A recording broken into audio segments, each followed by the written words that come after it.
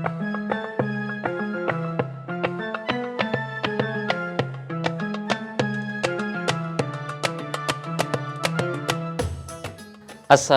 warahmatullahi wabarakatuh. Alhamdulillah wassalatu wassalamu ala rasulillah. Asyhadu an la ilaha illallah wa asyhadu anna Muhammadan abduhu wa rasuluh. A'udzu billahi minasyaitonir rajim. Ya ayyuhalladzina amanu taqullaha haqqa tuqatih wa la tamutunna illa wa antum muslimun. Ya, sobat warta yang dirahmati oleh Allah, ya. Hari ini saya akan sedikit menyampaikan tausiah ya. Sebelum dimulai tentu kita harus mulai dengan memuji Allah ya. Alhamdulillah ya, kita masih diberi kesempatan untuk ya menikmati bulan Ramadan. Karena sebelumnya kita sudah memohon doa ya untuk disampaikan sampai bulan Ramadan ya.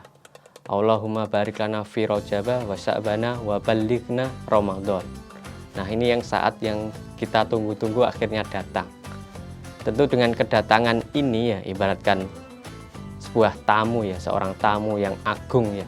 Ketika kita punya tamu yang agung, tentu kita akan menjamu dengan sesuatu yang luar biasa. Demikian dengan Ramadan. Ketika datang, kita juga harus menyambutnya dengan bahagia, dengan ibadah-ibadah yang bagus tentunya. Nah, sholawat salam tak lupa kita aturkan. Allahumma sholli ala Muhammad wa ala ali Muhammad. Ya, semoga sholawat tersebut menjadikan kita ya mendapat syafaat dan kita terus berselawat kepada Rasulullah SAW. Semoga kita diakui sebagai umatnya, karena kita mengetahui syariat-syariat bahkan tentang puasa juga dari Rasulullah SAW. Ya, berkenaan dengan puasa ya, kita harus tahu tentang dalil-dalil tentang puasa. Jadi puasa itu bukan hanya tentang menahan diri dari makan, minum, dan berhubungan suami istri di siang hari, tapi juga perkara tentang bagaimana kita bisa memaksimalkan ibadah kita di bulan puasa. Nah, berkenaan dengan dalil diwajibkannya puasa, tentu kita tahu bahwa ayat dari surat Al-Baqarah ya, yang bunyinya a'udzu billahi minasyaitonir rajim. Ya ayyuhalladzina amanu kutiba alaikumussyiyam kutiba alaikumussyiyam kama kutiba alal ladzina min qablikum la'allakum tattaqun. Hai orang-orang yang beriman, diwajibkan atas kamu berpuasa sebagaimana diwajibkan atas kamu orang-orang sebelum kamu agar kamu bertakwa. Jadi ini dalil ayat yang menunjukkan bahwa diwajibkan kita untuk berpuasa. Di dalam hadis juga disebutkan bahwa man shoma ramadhana imanan wahtisaban ghufira lahu ma taqaddama min dzambih.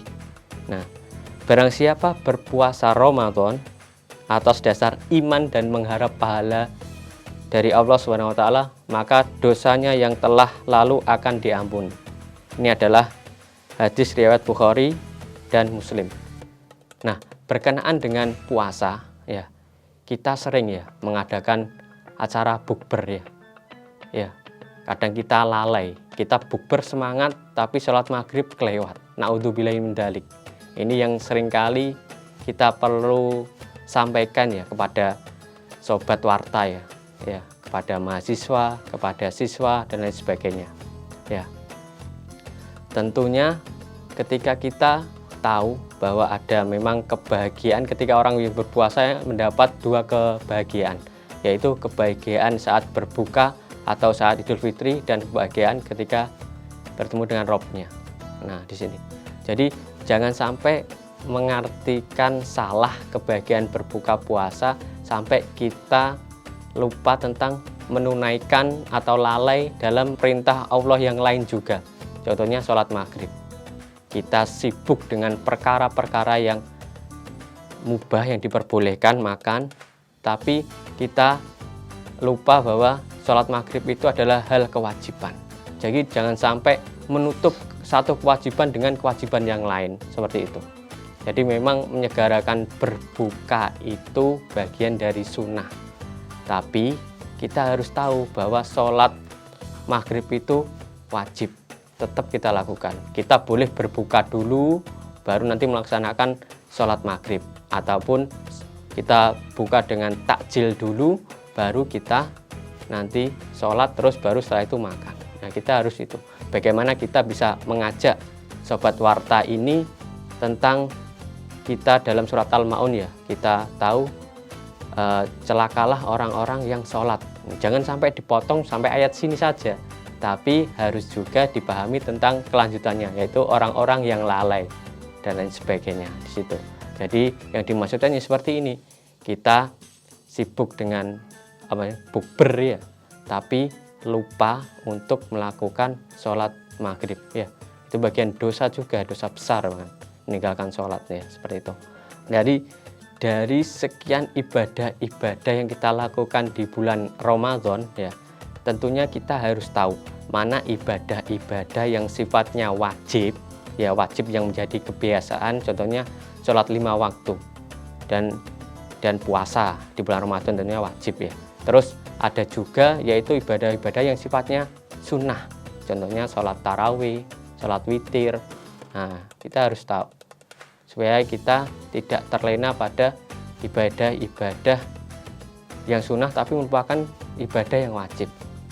Nah, termasuk kita harus tahu bahwa ibadah di bulan suci Ramadan kita juga harus memaksimalkan membaca Al-Quran ya, karena di situ kita tahu ya, bulan Ramadan juga disebut bulannya Al-Quran karena di mana di situ ada suatu hari turunnya Al-Quran ya disebutkan, dan juga ada di mana suatu hari itu lebih baik daripada 1000 bulan ya.